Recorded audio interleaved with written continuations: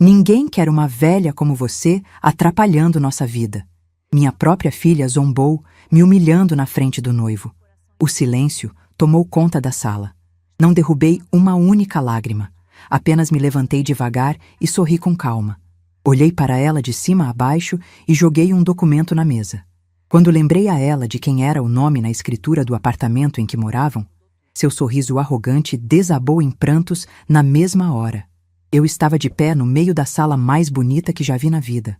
Uma sala que existe por causa de mim, por causa do suor do meu falecido marido, Augusto Braga, corretor de imóveis que passou 38 anos construindo patrimônio tijolo por tijolo, transação por transação, renunciando a férias, a festas, a luxos que nunca nos interessaram. Uma sala com sofá de couro bege, tapete que devia ter custado o equivalente a 3 meses da minha aposentadoria, mesa de centro de mármore italiano, quadros modernos nas paredes que eu não entendo, mas sei que custam caro. Uma sala que existe no nome Iracema Furtado Braga, registrada em cartório, com todos os impostos pagos, com a certidão de matrícula atualizada naquela mesma manhã de sábado. E nessa sala, em pé diante de mim, com um conjunto esportivo de marca que não me peças para pronunciar, com a postura ereta de quem foi criada para dar ordens, com o olhar frio de uma gerente de recursos humanos acostumada a demitir pessoas sem titubear, estava minha filha. Amanda Braga Rocha, 33 anos, minha carne, meu sangue, a menina que eu pari numa madrugada de tempestade no Hospital Geral de Fortaleza, com dor que me fez gritar o nome de Deus em voz alta. Essa menina acabava de dizer para mim, olhando nos meus olhos, com uma crueldade calculada que ainda hoje me dói no osso: Mãe, olha para você. Roupas velhas, cabelo branco, aquele jeito de professorinha aposentada. Você não combina com o nosso estilo de vida. Ninguém quer uma velha como você atrapalhando nossa vida. Então, por favor, vai para casa e para de aparecer sem avisar. Deixa eu te contar como cheguei até aquele momento. Porque histórias assim não começam com uma frase. Elas começam muito antes. Começam nos silêncios acumulados, nas visitas que ficam mais curtas, nos telefonemas que ficam mais raros, na educação que vai aos poucos sendo substituída por indiferença, e a indiferença por desprezo. Naquela manhã de sábado, eu tinha acordado cedo, como sempre acordo. O corpo de professora aposentada ainda carrega o relógio biológico dos anos de escola. Às 5h30 já estava de pé, já tinha feito o café, já tinha sentado na mesa da cozinha, com a xícara na mão, olhando para o quintal da minha casa no Montese. Uma casa simples, de 2 quartos, com cheiro de alecrim que planto na janela e de café que faço forte, do jeito que o Augusto gostava. O cheiro do café naquela manhã era exatamente igual ao de toda manhã, mas aquela manhã ia ser diferente de todas as outras. Fui ao cartório cedo. Procedimento de rotina que o Augusto me ensinou a fazer todo ano sem falta. Atualizar as certidões de matrícula dos 3 imóveis que estão no meu nome. Iracema, ele dizia, com aquela voz grave e paciente de homem que passou a vida ensinando outros a cuidar do que é seu. Patrimônio sem documentação atualizada é patrimônio vulnerável. Todo ano, sem falhar, você vai ao cartório. E eu fui. Durante os 6 anos desde que ele partiu, nunca deixei de ir, porque o Augusto não está mais aqui para me ensinar, mas as lições dele ainda estão gravadas dentro de mim como inscrições em pedra. O cartório de registro de imóveis do bairro fica a 12 minutos de carro da minha casa. Conheço a recepcionista pelo nome, Margarida, uma mulher de meia idade que sempre me recebe com um sorriso e pergunta pelas crianças da ONG. Naquela manhã, ela me atendeu com a mesma cordialidade de sempre, processou a atualização das 3 certidões, a casa do Montese, o apartamento da Aldeota e o terreno no Eusébio, e me entregou as pastas plásticas transparentes, cada uma com sua certidão impressa, com o timbre do cartório, com o meu nome bem legível no campo proprietária. Iracema Furtado Braga. Sai do cartório às 9h20 da manhã, com a bolsa um pouco mais pesada e o coração, por alguma razão que ainda não sei explicar direito, um pouco menos solitário. Fazia quase 2 meses que eu e Amanda não conversávamos de verdade. Não aquela conversa de mãe e filha, de troca, de afeto.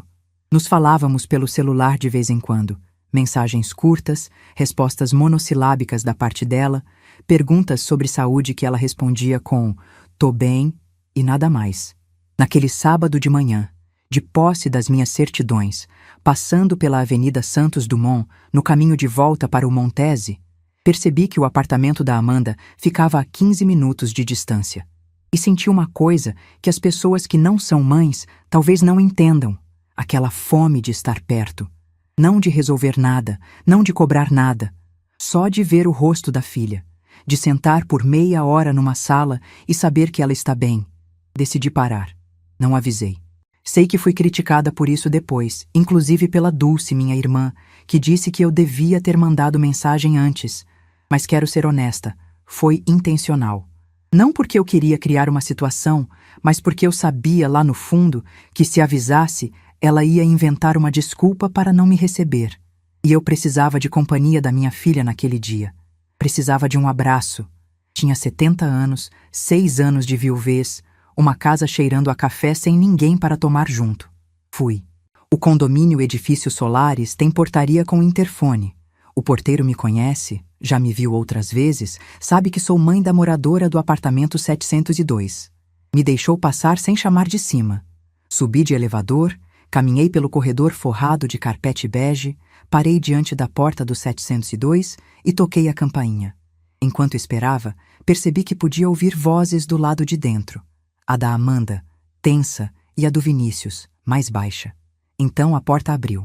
Vinícius Rocha, 36 anos, diretor financeiro de startup, filho de família de Brasília com dinheiro antigo e ego correspondente.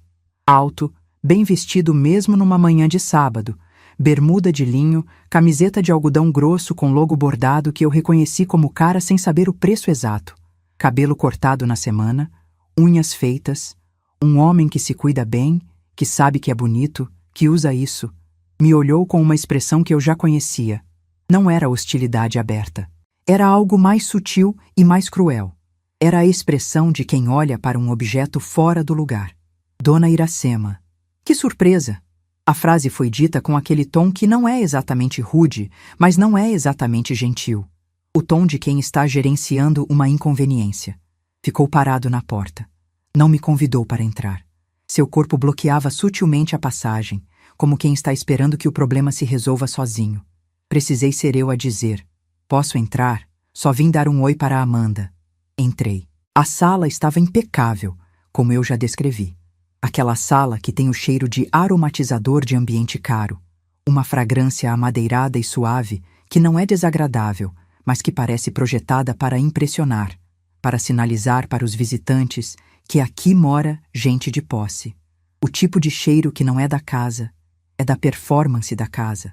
Sofá de couro bege que se amoleceu com o uso, mas ainda tem aquele brilho de coisa nova. Tapete espesso. Cortinas de linho que filtravam a luz do sol de outubro, em Fortaleza, numa luz dourada e artificial. Tudo muito bonito. Tudo muito distante da casa onde criei a Amanda, com sofá de tecido que eu reestofei 2 vezes, com cortinas que costurei à mão nas madrugadas quando ela era pequenininha. Amanda estava no sofá, notebook no colo, óculos de grau com armação fina que ela passou a usar 2 anos atrás, cabelo preso num coque descuidado que nos outros custaria barato, mas nela era de salão. Quando me viu, não houve sorriso. Não houve o mãe daquelas que se alegram quando a mãe aparece. Houve o fechar lento e calculado do notebook, a retirada dos óculos, o olhar que me avaliou da cabeça aos pés, a blusa de algodão bege, a saia comprida marrom, a bolsa de couro sintético que comprei há 4 anos, as sandálias simples, o cabelo branco completamente branco cortado curto, as rugas fundas, as mãos calejadas de décadas de giz. Ela me avaliou e decidiu que eu estava faltando. Mãe, o que você está fazendo aqui? Tentei ser leve. Tentei sorrir do jeito que mães sorriem quando estão disfarçando a dor de não serem bem-vindas. Vim te ver, filha. Faz quase 2 meses que a gente não se fala direito. Ela suspirou. Não um suspiro de cansaço. Não um suspiro de quem teve um dia difícil. Um suspiro de quem está sendo importunado por algo menor. Vinícius veio sentar ao lado dela no sofá, cruzou os braços com uma postura que espelhava a dela, e os dois me olharam como um tribunal olha para um réu. Mãe, a gente está meio ocupado hoje. Vai ter gente aqui daqui a pouco. Amigos do Vinícius, pessoas importantes. Entendi, mas ainda assim insisti. Porque mãe é assim. Mãe continua mesmo quando deveria parar. Não vou ficar muito tempo, só queria tomar um cafezinho, conversar um pouco. Ela revirou os olhos. E Vinícius deu uma risadinha. Curta, nasal, daquelas que não precisam de palavras, porque a mensagem já está inteira na expiração de ar. Foi quando Amanda se levantou. Veio até onde eu estava parada, perto da estante de madeira clara onde ficavam os livros dela. Livros de gestão de pessoas, de marketing pessoal, de culinária francesa. Veio até mim e me olhou de cima a baixo com uma lentidão deliberada. Quero que você entenda que essa mulher sabe exatamente o que está fazendo. Ela não estava com raiva. Não estava alterada. Estava fria, calculada, precisa, da mesma forma que ela analisa um currículo antes de convocar ou recusar uma candidatura. Ela me avaliou como se eu fosse uma candidatura inadequada para a vaga de mãe que ela precisava. Mãe, olha para você. Pausa. Roupas velhas, cabelo branco, aquele jeito de professorinha aposentada. Pausa. Você não combina com o nosso estilo de vida. Pausa. Ninguém quer uma velha como você atrapalhando nossa vida. Pausa. Então, por favor, vai para casa e para de aparecer sem avisar. O silêncio que caiu naquela sala foi de um peso que eu nunca senti antes. Era o silêncio que acontece depois de um cristal caro cair no chão. Aquele momento entre a queda e o impacto, quando você já sabe que está quebrado, mas ainda não viu os pedaços. Vinícius estava sorrindo. Não tentava esconder. Aprovava com o sorriso de quem assistia a uma cena que aguardava há tempos. Eu fiquei parada. O corpo imóvel, como se ele tivesse esquecido as instruções básicas de como funcionar. Tentei processar. Tentei fazer aquelas palavras fazerem sentido em algum lugar dentro de mim, que as reconhecesse como vindas da minha filha. Mas não reconheciam. Porque a mulher que as disse não era a menina do desenho guardado na Bíblia. Não era a criança que correu para mim na saída da escola com um retrato e minha mãe é minha melhor amiga, escrito com letra de criança. Essa mulher era uma estranha que usava o rosto da Amanda. Engolia seco, não uma vez, 3 vezes. Engoli tudo. A dor, o espanto, os 33 anos de mãe, os 8 meses de gravidez difícil com pressão alta, as noites em claro, os pés que latejavam depois de um dia inteiro de sala de aula, quando ela era pequenininha e eu chegava em casa e ainda precisava fazer jantar e ajudar com tarefa. Engoli tudo e decidi que não ia derramar uma única lágrima na frente daqueles dois. Aprendi em 70 anos de existência, em décadas de sala de aula, com crianças que testam limites, com pais difíceis, com diretores arbitrários, com a vida que não pergunta se você está preparada antes de te dar uma rasteira. Aprendi que lágrimas na frente de quem quer te ver quebrada são munição. Você chora e eles crescem. Você chora e eles ganham. Não ia deixar. Me levantei do sofá muito devagar. A lentidão era intencional, e eles perceberam isso. Percebi que os dois me observavam com uma atenção diferente, como se a calma deles tivesse começado a rachar levemente diante da calma maior de mim. Peguei minha bolsa e sorri. Não um sorriso de amargura, não um sorriso de luta, um sorriso sereno, daquele tipo que confunde porque não mostra nenhuma emoção que faça sentido para quem está esperando lágrimas ou grito. O sorriso de quem sabe de algo que o outro ainda não sabe. Olhei para Amanda de cima a baixo com a mesma lentidão avaliativa que ela tinha me olhado, e disse, com uma voz baixa, com aquela voz de professora acostumada a fazer sala de 40 crianças ficar em silêncio com um murmúrio. Amanda, você tem certeza que é isso que você quer falar para mim? Ela cruzou os braços, imitando a postura do Vinícius ao lado, e percebi que esse espelhamento entre os dois não era acidental. Era conjugal, era o sincronismo de casal que se reforça mutuamente nas crueldades. Tenho, mãe, certeza absoluta. Vinícius completou com aquele tom de diretor financeiro que está encerrando uma reunião. Dona Iracema, sem ofensa, mas a Amanda está certa. A senhora não se encaixa no nosso círculo social. É melhor manter distância mesmo. Abri a bolsa, devagar. Tirei a pasta plástica. Devagar. Abri a pasta. Tirei a certidão de matrícula atualizada naquela mesma manhã. Dobrei levemente para que ficasse mais fácil de colocar em posição horizontal. E joguei o documento em cima da mesa de mármore, bem no centro, com uma precisão tranquila que dizia: eu sabia exatamente o que estava fazendo quando vim aqui hoje. O papel pousou na pedra fria com um som seco, um som pequeno, mas que ecoou, porque o silêncio que o cercou era imenso. Amanda olhou para o documento.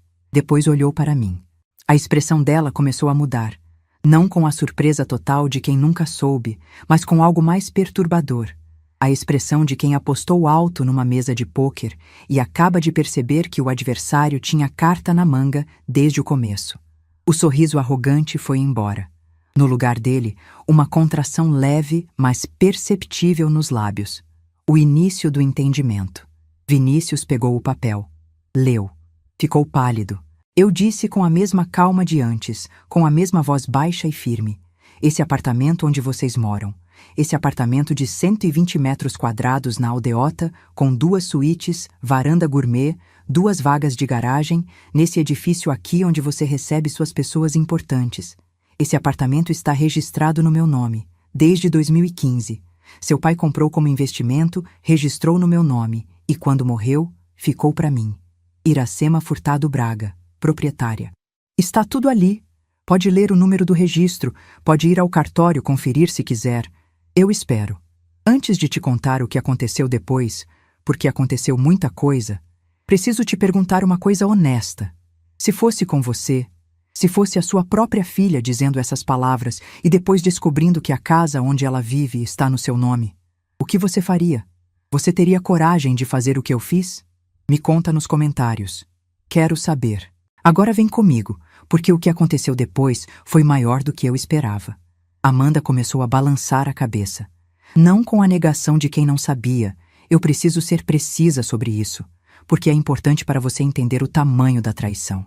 Ela sabia do apartamento. Claro que sabia. Ela cresceu ouvindo o Augusto falar sobre os imóveis, sobre a importância de ter patrimônio, sobre o registro em cartório. Ela sabia. O que ela apostou, e apostou com uma convicção que me diz muito sobre o quanto ela me subestimava, era que eu nunca teria coragem de agir, que o amor de mãe seria forte demais, que o medo de perder a filha seria paralisante demais, que 70 anos de bondade e cedência teriam me transformado numa mulher que engole humilhação e sorri agradecida. Calculou errado. Mãe, você não vai fazer isso. Você não é capaz. Apontei para o documento. Vai no número do registro. Vai no cartório verificar. Foi então que Vinícius perguntou. E essa pergunta vai ficar comigo para sempre, porque ela revelou tudo o que eu precisava saber sobre esse homem, sobre esse casamento, sobre os planos que existiam antes mesmo daquela manhã de sábado. Virou para Amanda, abaixou um pouco a voz, com aquela frieza calculista de executivo que, mesmo em pânico, nunca para de calcular. Amanda, e os outros 2 imóveis da sua mãe? Você disse que ia conversar com ela sobre o inventário. O silêncio da Amanda foi uma resposta completa. Olhei para ele, olhei para ela. E entendi, com aquela clareza que às vezes chega tarde demais, mas quando chega é absoluta e irrefutável, que o Vinícius sempre soube muito bem o que eu valia. Não como pessoa, não como mãe, não como mulher. Como patrimônio. Em metros quadrados e certidões de matrícula. Ele calculou. Provavelmente sentou com a Amanda numa dessas noites do apartamento iluminado e conversou sobre os 3 imóveis da sogra, sobre o inventário, sobre a melhor forma de encaminhar aquela conversa. E parte do plano, eu estava entendendo naquele momento, era me afastar primeiro, tornar a convivência insuportável, fazer com que eu me sentisse indesejada, diminuída, fora de lugar.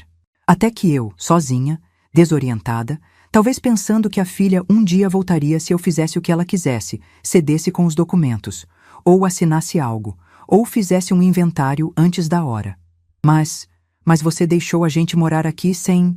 Amanda começou, e eu interrompi. Sem o quê, Amanda? Sem cobrar aluguel? Sem pedir nada em troca? Porque eu sou sua mãe. Porque quando seu pai morreu E você veio me pedir para usar o apartamento só até conseguir comprar o de vocês? Eu disse sim. De graça. Sem contrato, sem exigência. Porque eu amo você. Amei a vida inteira. E porque eu achei que um dia você ia valorizar isso. O sorriso arrogante da Amanda foi substituído por um choro. Não aquele choro que eu vi em outras vezes, aquele choro de teatro que ela aprendeu cedo, o choro para manipular, para conseguir o que queria, o choro que sempre funcionou comigo porque eu sou mãe, e mãe chora junto com o filho automaticamente. Era choro real, de pânico, de mulher que viu o tabuleiro virar e percebeu que não tem mais movimento. Mãe, espera. Eu não quis dizer aquilo assim. Eu estava nervosa, eu... Levantei a mão. Aquele gesto que 30 anos de sala de aula torna natural. A mão levantada que pede silêncio. Sentei. Cruzei as mãos no colo. E disse, com a clareza de quem sabe exatamente o que está dizendo. Vocês têm 60 dias para desocupar o imóvel. Na segunda-feira eu entro com notificação extrajudicial. Juridicamente, vocês são ocupantes sem título. Não há contrato de comodato registrado, não há recibo de aluguel, não há nada além de um acordo verbal entre mãe e filha que a filha acaba de demonstrar que não merece. A lei está do meu lado. Se quiserem contratar advogado, contratem. Mas contratem um bom, porque a escritura é sólida. Vinícius tentou negociar. Mesmo naquele momento, mesmo com o apartamento tremendo embaixo dos pés, o instinto de executivo financeiro de startup não desligou. Dona Iracema, vamos conversar com calma. Tenho certeza que podemos chegar num acordo. Quanto a senhora quer? Quanto precisa pagar para deixar a gente ficar? Olhei para ele com uma piedade genuína. Não raiva, não desprezo. Piedade, que é uma coisa diferente, que vem de cima. Vinícius, você acabou de concordar, em silêncio e sorrindo, com minha filha me chamando de velha indesejada. E agora acha que pode comprar meu perdão com cheque? Ele ficou sem resposta. Amanda estava soluçando no chão com as mãos no rosto. Peguei a escritura de volta. Guardei na pasta. Guardei na bolsa. Disse, antes de sair, as últimas palavras que eu tinha a dizer naquele apartamento. Amanda, eu te criei. Paguei sua escola, sua faculdade, suas roupas, sua comida. Quando você casou e me pediu o apartamento, dei. Porque achei que amor de mãe era incondicional. Hoje eu aprendi que amor incondicional não significa aceitar desrespeito. Vocês têm 60 dias, usem bem. E saí. No elevador, olhei para o espelho da cabine. Vi uma mulher de cabelos completamente brancos, blusinha de algodão, bolsa modesta. A mesma que tinha sido chamada de velha indesejada havia 6 minutos. Tentei reconhecer quem era aquela mulher. Era a mesma pessoa que tinha entrado 40 minutos atrás, cheia de saudade da filha? Era, mas alguma coisa tinha mudado na estrutura, como uma parede que absorveu o impacto e não caiu, mas nunca mais será exatamente a mesma. No estacionamento, sentei no carro. Não mexi por um tempo que não sei medir. Veio uma memória que eu não chamei.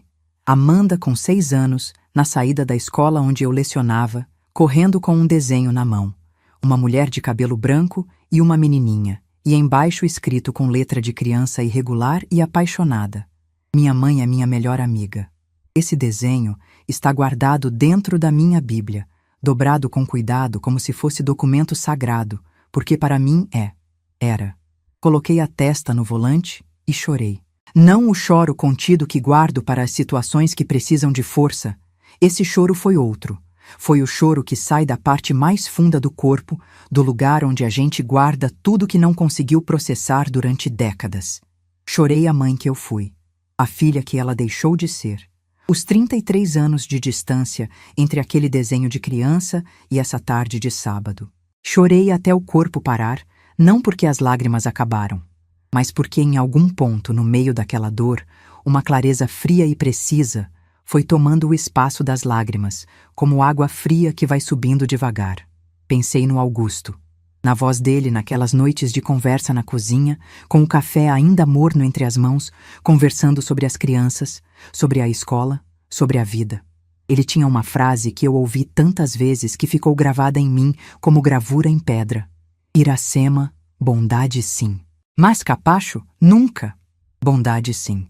Mas capacho, nunca. Liguei o carro e dirigi de volta para o Montese. Essa noite eu não dormi. Não de sofrimento paralisante, de processamento. Fiquei na cama ouvindo o silêncio da casa, o silêncio de casa de viúva que tem o seu próprio som. Um silêncio com textura e peso diferente do silêncio das casas cheias. O ventilador de teto girando devagar. A calçada lá fora, onde de vez em quando passava um carro. Eu fiquei olhando para o teto e fui passando em revista, um a um, os momentos dos últimos 2, 3 anos, onde eu deveria ter visto o que estava sendo construído e que eu insisti em não ver porque ver ia doer. Porque a verdade é que aquela tarde de sábado não foi um raio em céu de brigadeiro. Tinha sinais, muitos sinais. Quando Amanda casou com o Vinícius, 3 anos atrás, eu gostei dele num primeiro momento. Era educado, articulado, bem-sucedido. Mas havia algo na maneira que ele me olhava nas raras ocasiões em que nos víamos. Um olhar que media, que avaliava, que calculava. Não o olhar de um homem que olha para a sogra com carinho ou mesmo com indiferença neutra. Era um olhar de inventário. Eu percebia e afastava o pensamento, porque mãe que gosta da filha quer gostar do genro também. As visitas foram ficando mais esparsas. Primeiro era, a gente está muito ocupado. Depois era, Vinícius tem compromisso. Depois era silêncio de semanas que eu quebrava enviando mensagem e ela respondia com aquele "tô bem, mãe", que não abre porta para nada. Nas poucas vezes que havia, Amanda me olhava diferente, com aquela expressão de quem está tolerando uma obrigação, com pressa para terminar. Com o celular na mão durante toda a conversa, os olhos escorregando para a tela entre uma frase e outra, como se eu não merecesse atenção inteira. Na última vez que estivemos juntas antes daquele sábado, um almoço no shopping, há quase 3 meses, ela chegou 40 minutos atrasada, ficou no celular a maior parte do tempo, pediu o prato mais caro do cardápio sem olhar o preço e pagou a conta com o cartão do Vinícius com o gesto despreocupado de quem nunca precisou contar centavo. No fim, quando nos despedimos no estacionamento, ela me deu um abraço rápido e seco. O tipo de abraço que você dá em desconhecido em formatura. E eu precisei andar até o meu carro segurando o aperto no peito, porque uma mãe de 70 anos não chora em estacionamento de shopping por causa de abraço de filha. Agora, deitada no escuro, era como se todas essas peças soltas estivessem finalmente se encaixando. Não com conforto. Com o desconforto áspero da verdade que você adiou enxergar. Na segunda-feira de manhã, às 8 em ponto, liguei para o Dr. Arlindo Macedo, 74 anos. Advogado aposentado, colega do Augusto por 30 anos de carreira, padrinho de batismo da Amanda, desde que ela tinha 2 meses de vida. Um homem que vi chorar quando a Amanda entrou no ensino médio, que ficou vermelho de orgulho quando ela se formou, que esteve ao lado do Augusto no hospital nas últimas semanas. Um homem que conhece essa família, melhor do que qualquer outro ser humano fora dela. Contei tudo. O silêncio do outro lado da linha era denso. Não o silêncio de quem não sabe o que dizer, mas o silêncio de quem está sentindo o peso real do que está ouvindo. Quando terminei, ele ficou mais um momento quieto antes de falar. A voz estava embargada. Iracema, eu sou padrinho dessa menina. Vi ela crescer. Me dá um dia, preciso pensar direito antes de assinar qualquer coisa. Disse que entendia. Desliguei. No dia seguinte, terça-feira de manhã, o celular tocou às 7h40. Era ele. Trouxe os papéis. Me manda os documentos. Era tudo o que precisava saber. O Dr. Arlindo Macedo não precisou de mais explicação. Havia tomado sua decisão durante a noite, com aquela consciência pesada de padrinho que ama a afilhada, mas entende, com os 74 anos dele e as décadas de lei nos ombros, que amor verdadeiro às vezes significa deixar que uma pessoa sinta as consequências do que escolheu ser. Em 3 dias, Amanda e Vinícius receberam a intimação extrajudicial formal. 60 dias para a desocupação voluntária do imóvel, sob pena de ação de reintegração de posse. O documento foi entregue por oficial de cartório num envelope branco com timbre, numa manhã comum de quarta-feira, cheiro de papel seco e tinta de impressão. Aquele cheiro de cartório que é o cheiro da lei quando ela bate na sua porta. Amanda me ligou naquela tarde. O número dela apareceu na tela do celular e eu fiquei olhando por uns segundos antes de atender. Quando atendi, Ouvi o choro antes de ouvir a voz. Mãe, por favor. Mãe, eu errei. Eu sei que errei. Mas por favor não faz isso. Ouvi. Deixei ela falar tudo. Quando ela terminou, disse: Amanda, arrependimento não apaga a palavra dita. Você me chamou de velha indesejada na minha cara. Disse que eu atrapalho sua vida. Então vou sair da sua vida. Completamente. Desliguei. Ela ligou de volta 15 vezes em sequência. Não atendi nenhuma. Nos dias seguintes, enquanto meu celular acusava tentativas de contato da Amanda, uma vez do Vinícius que eu rejeite na primeira chamada, eu me ocupei com as coisas da minha vida que tinham ficado um pouco para o lado enquanto eu carregava o peso de uma relação que nunca era equilibrada. Fui às crianças da ONG na quinta-feira. Sentei no pequeno salão do bairro Janguruçu, com 12 crianças entre 7 e 11 anos, e passei 2 horas ensinando leitura. Um menino de 8 anos, o Wellington, leu uma frase inteira sem ajuda pela primeira vez naquela tarde. Olhou para mim com aqueles olhos grandes e perguntou: Tia, eu sei ler? E eu disse: Você sabe ler, Wellington. Você sempre soube. Só precisava de alguém que acreditasse junto. Fui para o carro chorando, mas esse era outro tipo de choro. Era o choro de quem entende que ainda tem valor, que ainda importa, que ainda serve para algo. Não por imóvel ou por papel de cartório, mas por aquela frase que um menino de 8 anos leu pela primeira vez. Dulce, minha irmã mais nova, veio me ver numa tarde daquela semana. Ela chegou com um pote de caldo de galinha que fez em casa, o tipo de coisa que irmã faz quando não sabe como ajudar, mas sabe que fazer algo concreto é melhor que não fazer nada. Sentamos na cozinha, com o cheiro quente do caldo e o café que fiz por hábito, e ela me olhou com aqueles olhos que me conhecem há 68 anos e perguntou: Iracema, você tem certeza disso? Ela é sua filha. Segurei a xícara com as 2 mãos. As mãos calejadas de décadas de giz, de varal, de panela, de serviço que nunca para. Olhei para a minha irmã. Dulce, eu tenho 70 anos. Passei a vida inteira me doando. Pro Augusto, pro Amanda, pros meus alunos. Sempre fui a que cedia, a que perdoava, a que engolia a seco e seguia em frente. Mas sabe o que aprendi? Que bondade sem limite vira fraqueza. E eu não vou morrer sendo fraca.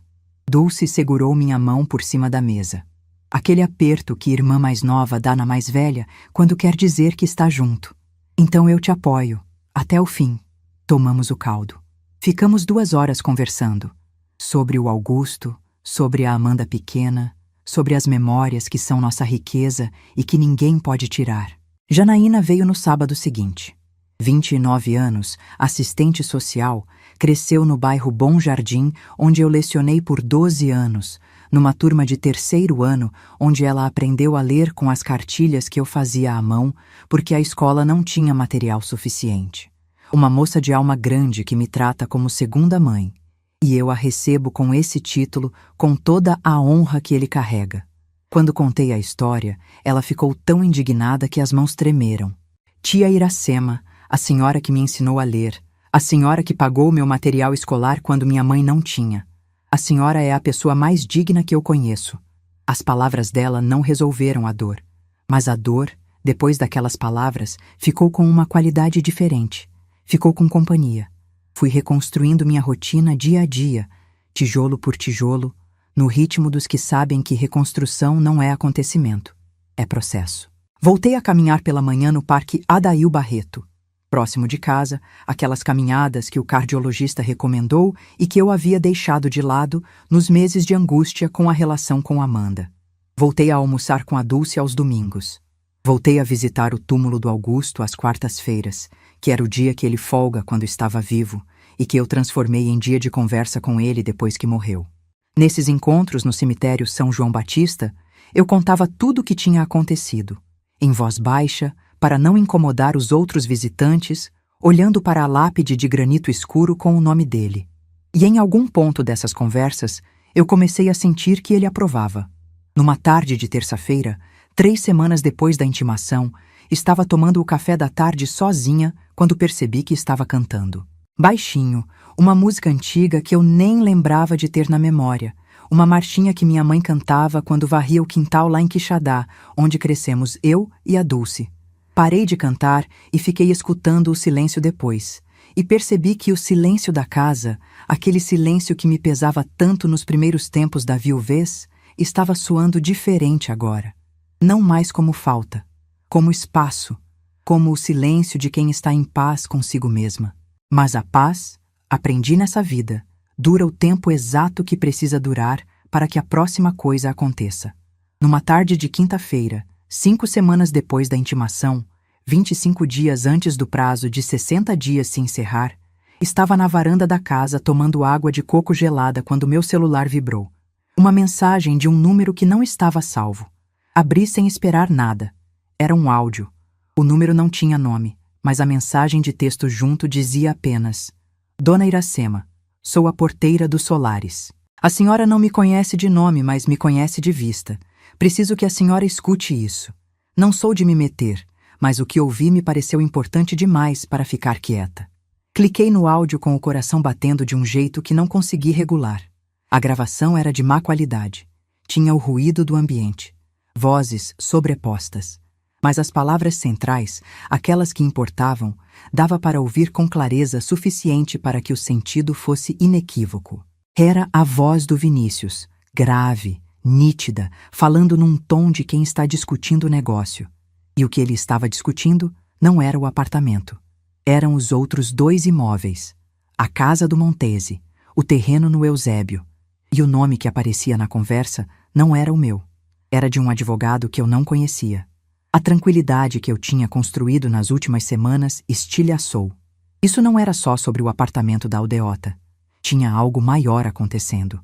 O áudio durou 38 segundos. Escutei 6 vezes seguidas, cada vez mais atenta a cada sílaba, cada vez mais certa do que estava ouvindo. A porteira, que eu fui buscar mais tarde identificar como Teresa, 52 anos, pernambucana, 8 anos trabalhando no condomínio Solares, tinha gravado uma conversa que escutou no hall de entrada quando o Vinícius estava no telefone, de costas para ela, achando que estava sozinho naquele espaço. O que dava para distinguir com clareza o nome de um advogado, Dr. Fábio Queiroz, e a menção ao processo de transferência, ao prazo antes do inventário e a uma palavra que me gelou por dentro quando identifiquei: tutela. Não o apartamento. A tutela. Tutela é um instrumento jurídico que existe para pessoas que são consideradas incapazes de gerir seus próprios bens e vida. Para idosos com comprometimento cognitivo. Para pessoas que, segundo um laudo médico, não têm plena capacidade civil. Fiquei sentada na varanda por um longo tempo. O sol já estava baixando, aquele sol de fim de tarde de Fortaleza que pinta o céu de laranja e vermelho e que nos outros dias eu acho bonito. Naquele dia não vi a cor. Vi apenas o que significava o que tinha ouvido. Vinícius não estava apenas planejando usar o apartamento. Vinícius, e provavelmente Amanda junto, ou com conhecimento dela, estava investigando formas de contestar minha capacidade civil, de apresentar um processo no qual eu, Iracema Furtado Braga, seria declarada incapaz de administrar meu próprio patrimônio, para que então outra pessoa assumisse a administração, para que os 3 imóveis passassem para o controle de quem me declarasse incapaz. Levantei. Entrei. Fui para a gaveta do escritório, a gaveta onde o Augusto guardava os documentos importantes, que eu nunca mudei de lugar depois que ele morreu, porque mexer nas organizações dele me parecia demais. Tirei a pasta vermelha com os papéis dos imóveis. Tirei a pasta amarela com os documentos médicos. Tirei a pasta verde com as correspondências. Pus tudo em cima da mesa e liguei para o Dr. Arlindo. Era 6:30 da tarde. Ele atendeu no segundo toque. Contei sobre o áudio. Quando terminei, ele ficou quieto por um momento mais longo do que o habitual, aquele silêncio de advogado que está organizando o raciocínio. Depois falou devagar. Iracema, você fez bem em me ligar agora. Amanhã de manhã você vem ao meu escritório com todos os documentos que tiver. Tudo, certidões médicas, laudos, comprovantes de atividade, tudo que prove que você está em plena capacidade. E eu vou fazer algumas consultas hoje à noite sobre esse nome que você ouviu. Na manhã seguinte, às 9 horas, estava sentada no escritório do Dr. Arlindo. Uma sala de homem que trabalhou com lei por décadas, com estantes de livros jurídicos, com diplomas emoldurados, com a mesa de carvalho escuro que ele usa há 40 anos. O cheiro era de papel antigo e café forte, aquele cheiro de seriedade que alguns ambientes têm. Pus tudo na mesa. O Dr. Arlindo passou 1 hora revisando, fazendo anotações, ligando para um colega enquanto eu esperava. Quando desligou o telefone, virou para mim e disse com clareza direta: Iracema, o Fábio Queiroz é um advogado que tem especialização em direito do idoso e em processos de interdição. Ele não é conhecido por trabalho legítimo nessa área. Há registros de reclamações no Conselho que não chegaram a processo disciplinar formal, mas há histórico de trabalho em contextos de disputa patrimonial envolvendo idosos. Isso não prova nada por si só. Mas, somado ao que você ouviu no áudio, ele não completou, não precisou. Você precisa agir de forma proativa e precisa documentar tudo com muito cuidado. Começamos naquele mesmo dia. O Dr. Arlindo contatou um perito de sua confiança, Dr. Rafael Salgado, médico neurologista, 50 anos, professor da UFC, para que eu realizasse uma bateria completa de avaliação cognitiva. Mini exame do estado mental, teste de memória episódica, avaliação de funções executivas. Fui no mesmo dia à tarde. O Dr. Rafael me atendeu por 2 horas e meia. No final, me olhou e disse com um sorriso: Dona Iracema, quero que a senhora saiba que seus resultados são excepcionais para qualquer idade, não só para os seus 70 anos. A senhora tem memória verbal, função executiva e capacidade de julgamento acima da média. Não existe nenhum fundamento clínico para qualquer questionamento sobre sua capacidade civil. O laudo foi emitido formalmente, com assinatura e CRM. Na semana seguinte, Janaína, com toda a sua formação de assistente social e o seu conhecimento de como sistemas funcionam, me ajudou a levantar um dossiê completo da minha atividade nos últimos 2 anos. Relatórios da ONG, onde sou voluntária, atas de reunião com assinatura, laudos de alfabetização das crianças com minha supervisão documentada, comprovantes de presença em eventos, extratos bancários mostrando gestão financeira saudável e autônoma, declaração de imposto de renda em dia. Tudo organizado em pasta encadernada, cronologicamente, com índice. Tia Iracema, disse ela numa tarde enquanto organizávamos os últimos papéis na mesa da minha cozinha.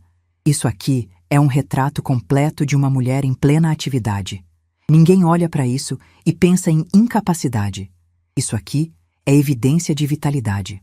Segurei os documentos na mão, o papel com o timbre da ONG, com meu nome listado como voluntária ativa, com o registro das 12 crianças que acompanho. E pensei que era estranho que aquelas folhas simples pudessem ser ao mesmo tempo documentação jurídica e prova de que a minha vida tinha sentido. O Dr. Arlindo foi além. Com minha autorização, consultou o sistema do Tribunal de Justiça do Ceará em busca de qualquer processo em andamento que envolvesse meu nome.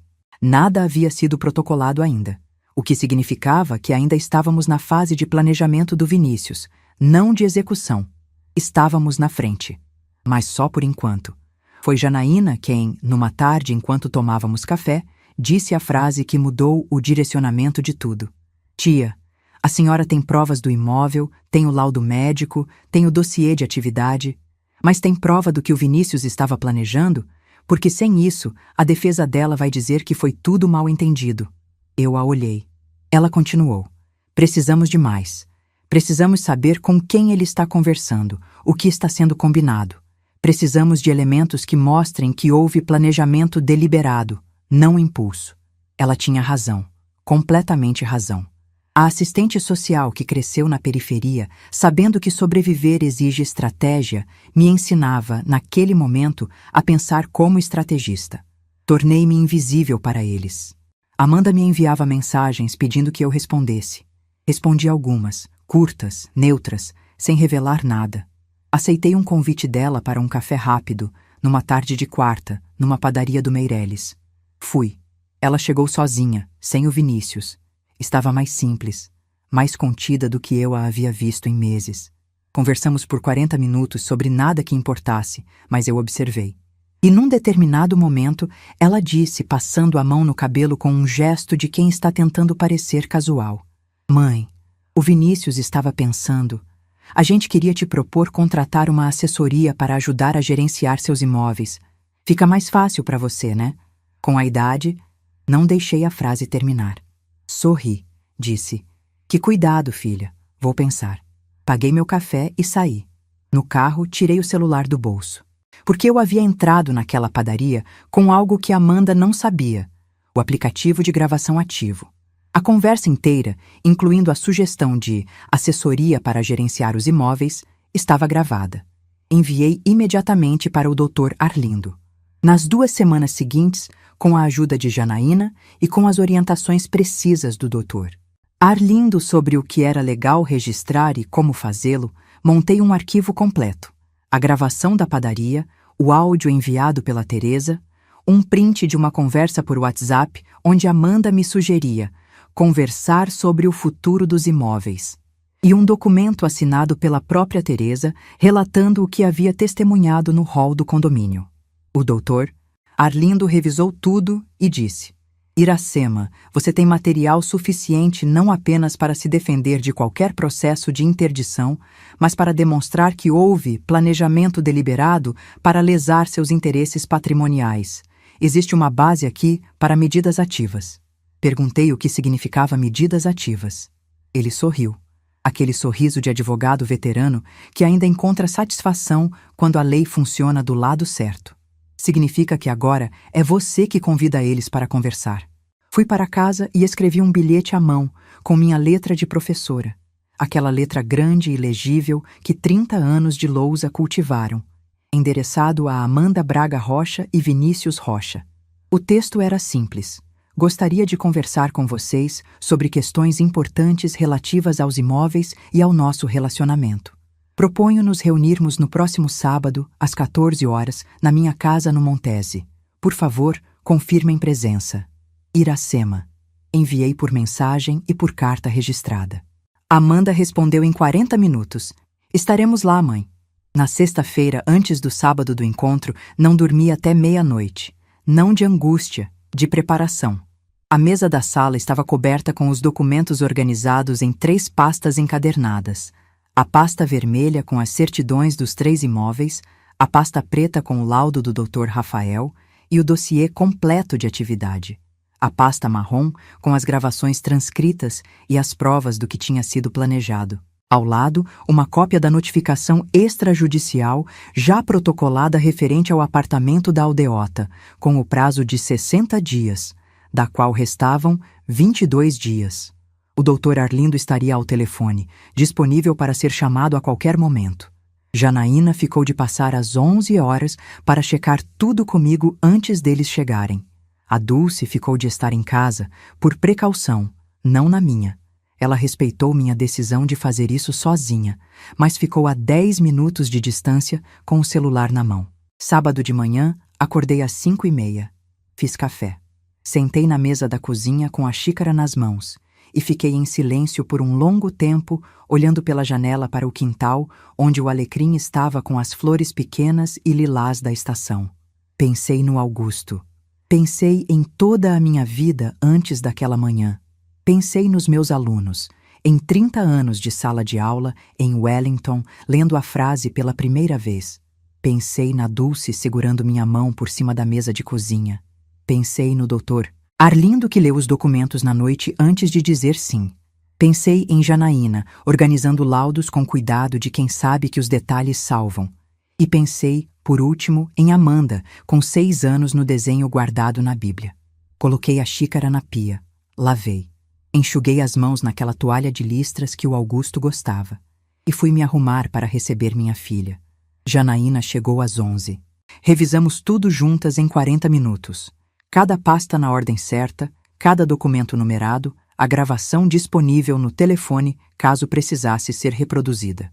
Tia Iracema, ela disse, antes de sair, olhando para mim com aquela intensidade de quem se importa de verdade, a senhora está pronta, mais do que pronta.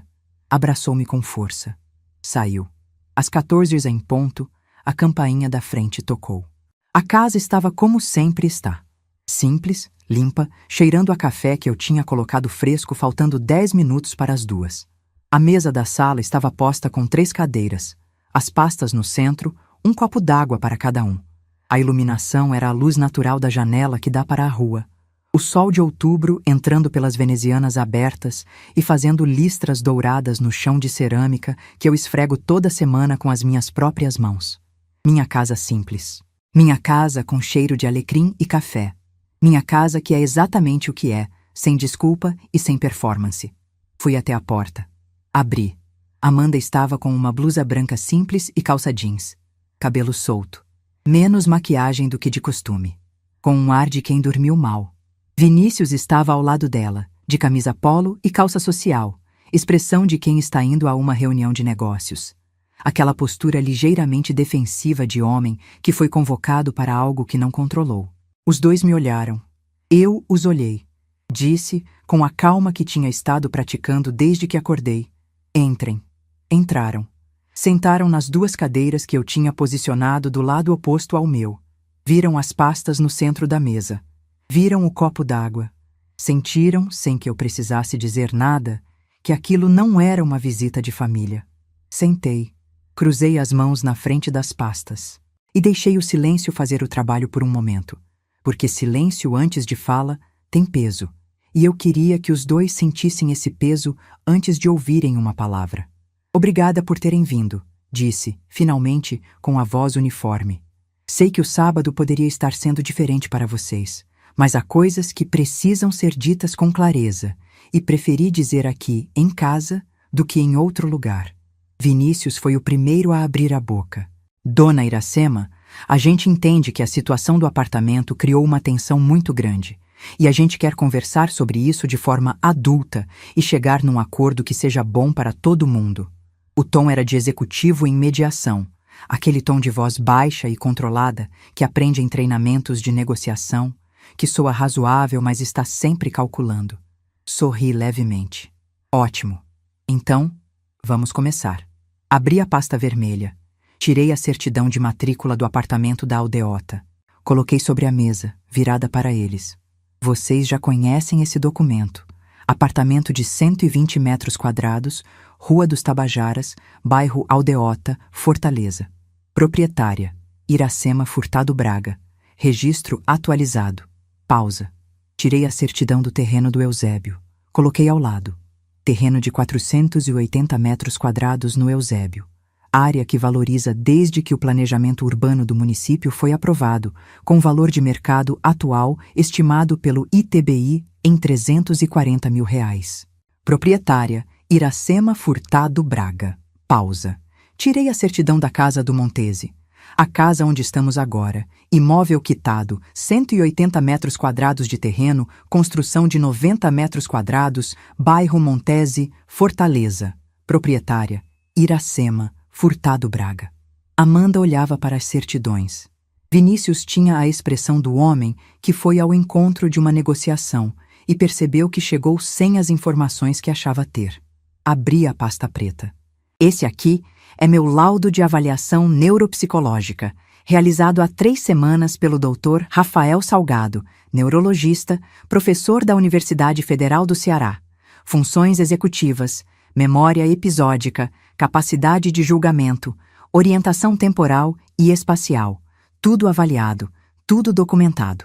O doutor conclui que minha capacidade cognitiva é excepcionalmente preservada para a faixa etária e acima da média para qualquer idade.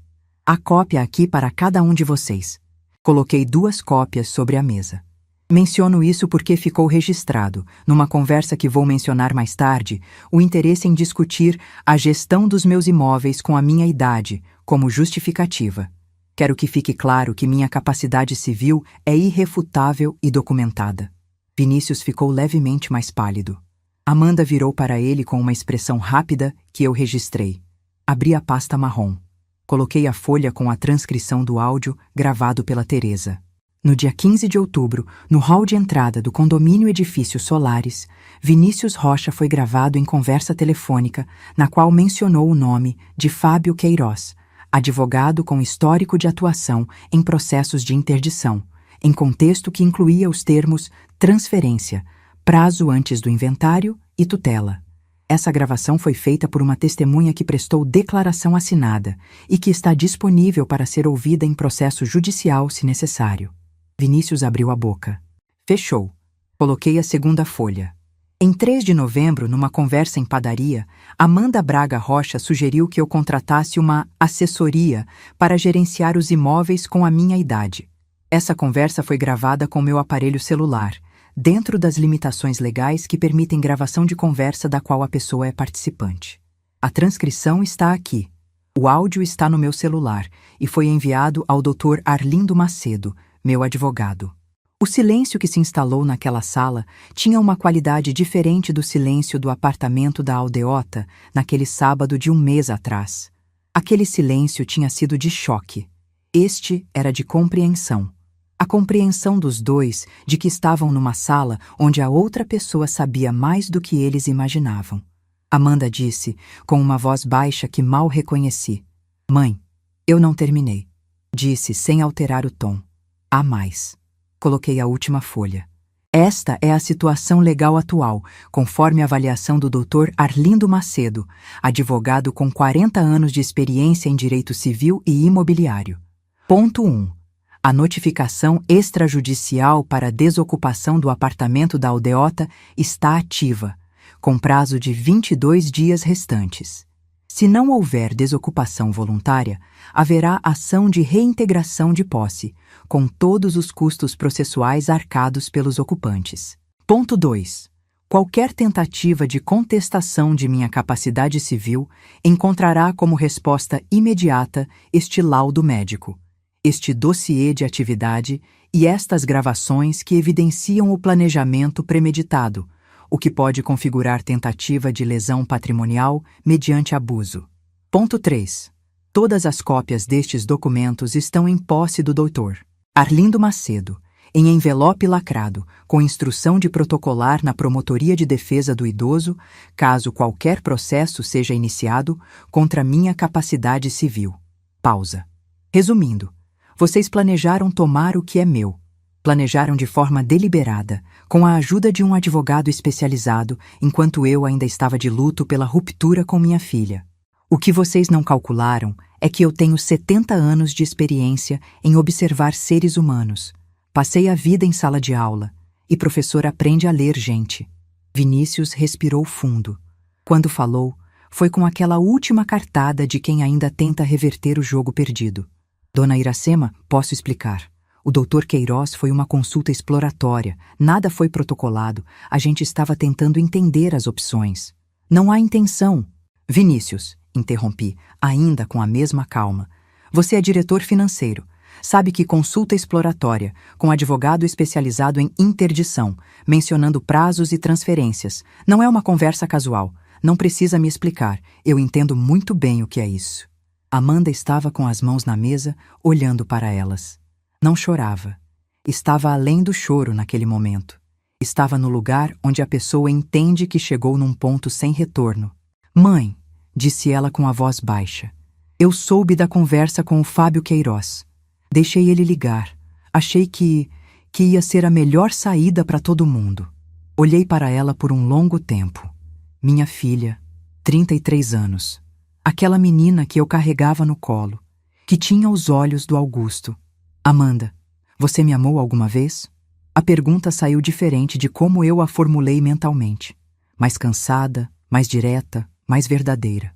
Ela levantou os olhos, e pela primeira vez naquela tarde, vi naquele rosto algo que reconhecia. A criança que ela foi antes de virar o que é. Amei, disse ela. Eu ainda amo. Então foi o amor mais mal administrado que já vi, respondi. E eu já vi muito na vida. Me levantei. Com o porte ereto que 70 anos de dignidade constroem, não a dignidade que se compra com sofá de couro e tapete persa, mas a outra, a que se constrói tijolo por tijolo, com mãos calejadas e consciência limpa. Vinícius, você tem 22 dias para sair do apartamento e não voltar a aparecer na minha vida.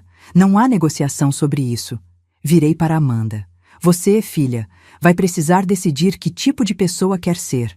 Não por mim, por você, porque parece que você ainda não decidiu.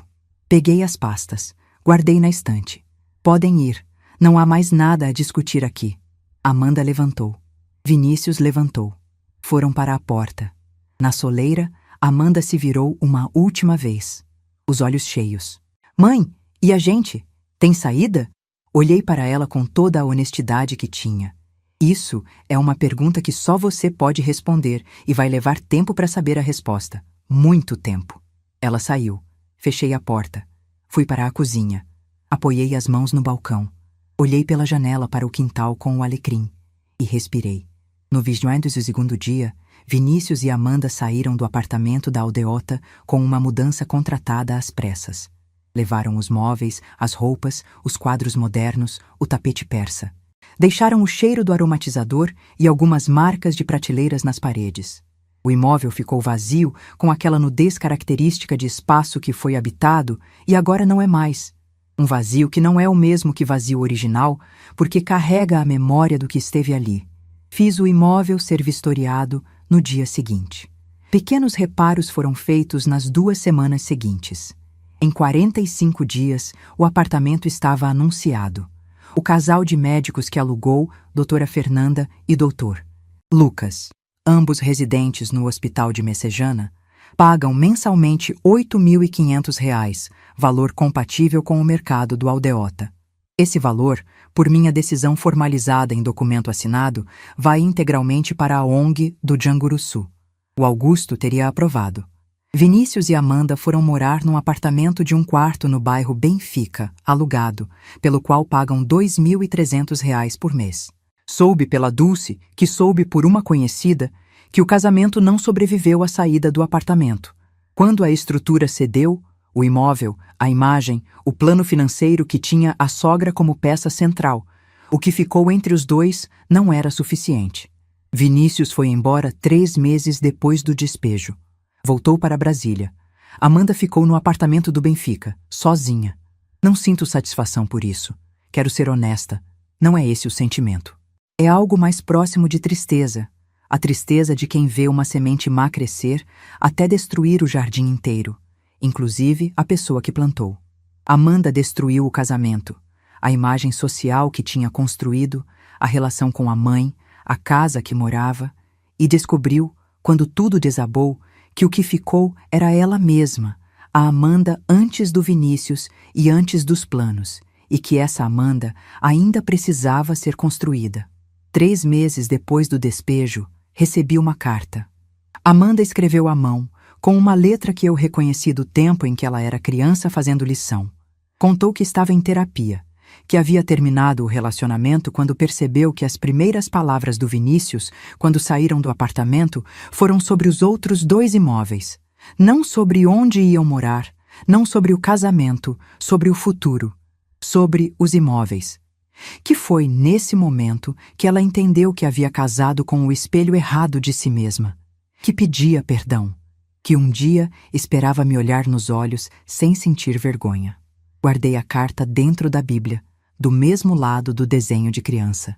Não respondi. Talvez responda um dia. O tempo tem o seu próprio ritmo, e 70 anos me ensinaram a respeitar esse ritmo mesmo quando é difícil. O Dr. Arlindo e eu tomamos café na semana passada. Ele me disse com aquele sorriso de canto de boca de homem que ainda encontra beleza nas coisas: Iracema, você fez tudo certo, até a parte difícil. É isso, fiz tudo certo. Inclusive a parte difícil. Hoje acordo às 5h30, faço o café forte. Olho para o quintal com alecrim. Caminho no parque. Vou às crianças da ONG toda semana. Wellington leu um livro inteiro no último mês, um livro pequeno de 12 páginas, mas um livro. Almoço com a Dulce aos domingos. Visito o Augusto às quartas e conto tudo. Durmo bem. Me chamaram de velha que atrapalha. Me olharam de cima a baixo e decidiram que eu não tinha valor para o padrão de vida deles. E quando joguei a escritura na mesa e depois os documentos todos na mesa da sala da minha casa simples no Montese, quando mostrei que sabia exatamente o que estava sendo planejado e que havia me preparado para cada passo, o que caiu não foi só a arrogância. Caiu a ilusão de que bondade é sinônimo de ingenuidade, que mãe é capacho, que mulher velha não pensa. Tenho 70 anos.